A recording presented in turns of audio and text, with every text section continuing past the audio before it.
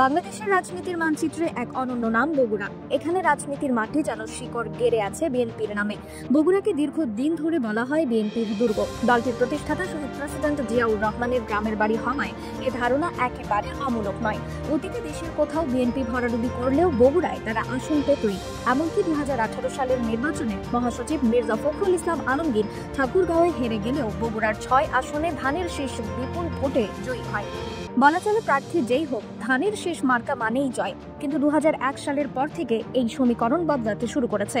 বগুড়ায় বিএনপির সঙ্গে সমান তালে জায়গা করে নিয়েছে জামায়াত ইসলামী। বিশেষ করে মাওলানা শাহাদাতুজ্জামান 1991 সালে এককভাবে দাঁড়িপাল্লা মার্কায় জয়লাভ করে আওয়ামী লীগ ও বিএনপির প্রার্থীদের হারান। সেই জয় থেকেই বগুড়ায় জামায়াত শক্ত ঘাঁটি তৈরি করে। আসন্ন নির্বাচনে আবারও বগুড়া 2 থেকে দাঁড়িপাল্লা প্রতীক নিয়ে লড়ছেন শাহাদাত। স্থানীয়দের বিশ্বাস তিনি আগের মতো এবারও বিপুল ভোটে জয়ী হবেন। বগুড়া 3 আসনে আলোচনায় আছেন জামায়াতের নূর মোহাম্মদ আবু তাহের। জনপ্রিয় এই তরুণ নেতা বর্তমানে দুপচাচিয়া উপজেলার গুনাহার ইউনিয়ন পরিষদের নির্বাচিত চেয়ারম্যান। ছাত্র শিবির থেকে রাজনীতি শুরু করা তাহের 2022 সালের ইউনিয়ন পরিষদ নির্বাচনে সারা দেশের সর্বোচ্চ 83% ভোটে চেয়ারম্যান নির্বাচিত হন। সমাজসেবামূলক কাজ, শিক্ষা ও স্বাস্থ্য খাতে অবদান এবং জনগণের সাথে নিবিড় সম্পর্কের কারণে তাহেরের জনপ্রিয়তা এখন আকাশচুম্বী।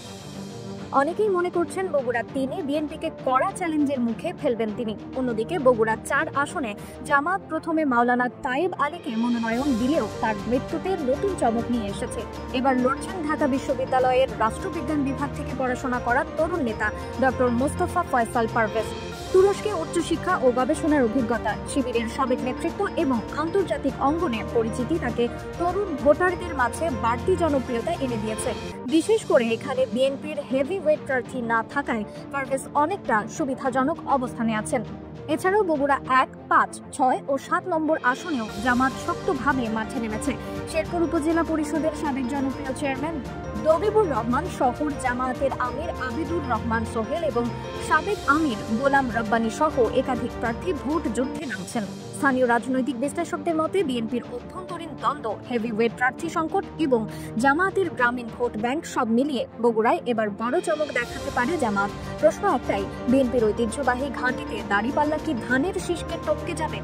বিশ্লেষকরা বলছেন বিএনপি যদি বগুড়ায় খালেদা জিয়া, তারেক রহমান বা পরিবারের সদস্যদের প্রার্থী না করে তাহলে জামায়াতের একাধিক আসনে জয় প্রায় নিশ্চিত। এখন দেখার বিষয়, বগুড়ায় ইতিহাস কি পাল্টে যাবে? রিফাত আর ইসলাম, Daily.34